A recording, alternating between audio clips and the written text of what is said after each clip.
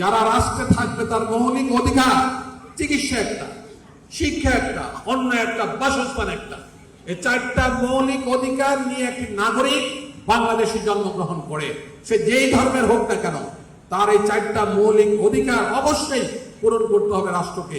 রাষ্ট্র কি তা করছে?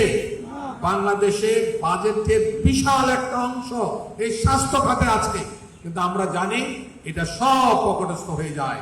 ওই বাজেট যদি আপনাদেরকে দেওয়া হতো তাহলে আজকে এখানে এসে রাস্তায় দাঁড়িয়ে আপনাদেরকে চিকিৎসা নেওয়ার জন্য আসতে হতো না, আপনাদের দৌড়গোড়া চিকিৎসা বসত, এই কমিউনিটি হসপিটাল তৈরি হতো যাতে করে আপনাদেরকে বড় হসপিটালে আপাতত যেতে না হয়।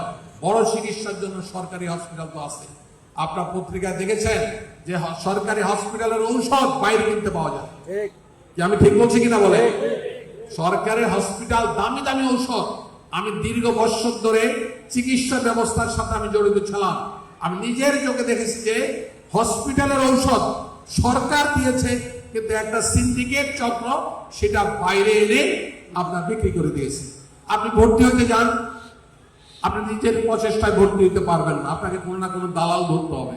কেন রে ভাই, আমি অসুস্থ, আমি হসপিটালে আছে, রুগী আছে, সিট আছে, চিকিৎসার ব্যবস্থা আছে, আমি ভর্তি হতে পারবো না কেন?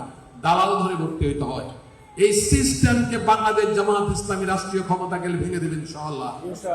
আপনাদের চিকিৎসা বলেন, স্বাস্থ্য বলেন, লেখাপড়া বলেন, সমস্ত কিছুর দায়িত্ব তখন রাষ্ট্রের হয়ে যাবে।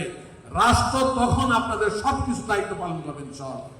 আমরা সেরকম একটি রাষ্ট্রের স্বপ্ন দেখি, এবং এই রাষ্ট্র যদি কোরআন দিয়া পরিচালিত হয়, এই রাষ্ট্র যদি ইসলামী রাষ্ট্র হয়, এই রাষ্ট্র যদি আপনার সৎ লোকদের রাষ্ট্র হয়, তাহলে কেবলমাত্র একটি মানবিক বাংলাদেশ, একটি ইনসাফপূর্ণ বাংলাদেশ, একটি সুন্দর বাংলাদেশ কায়েম করা সম্ভব।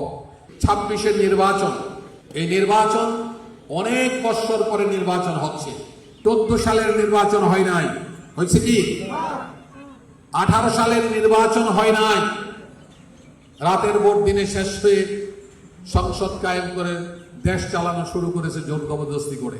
24-এর নির্বাচন হয় নাই, আমি নির্বাচন হয়েছে। এই 3টি নির্বাচন বাংলাদেশের মানুষ তার ভোটাধিকার প্রয়োগ করতে পারে নাই। আমরা আশা করছি, সরকারের নিকট দাবি জানাচ্ছি, আগামী 26-এর নির্বাচন 14, 18, 24-এর মতো যেন না হয়, এবং সুষ্ঠু পরিবেশ তৈরি করতে হবে, একটা ক্রেডিবল ইলেকশনের পরিবেশ তৈরি করতে হবে, এবং একটা ফিল্ড তৈরি করতে হবে যারা সত্যিকার ভাবে সবাই যেন নির্বিঘ্নে, নির্দ্বিধায়, নিঃসংকোচে, নির্ভয়ে তার ভোটাধিকার প্রয়োগ করতে পারে। আমাদের বিশ্বাস, আলহামদুলিল্লাহ, আমরা মানুষের কাছে গিয়েছি, মানুষের বিশ্বাস অর্জন করেছি, মানুষ আমাদের প্রতি আস্থা স্থাপন করেছে। আগামীতে বাংলাদেশের পার্লামেন্ট হবে কোরআনের পার্লামেন্ট ইনশাআল্লাহ।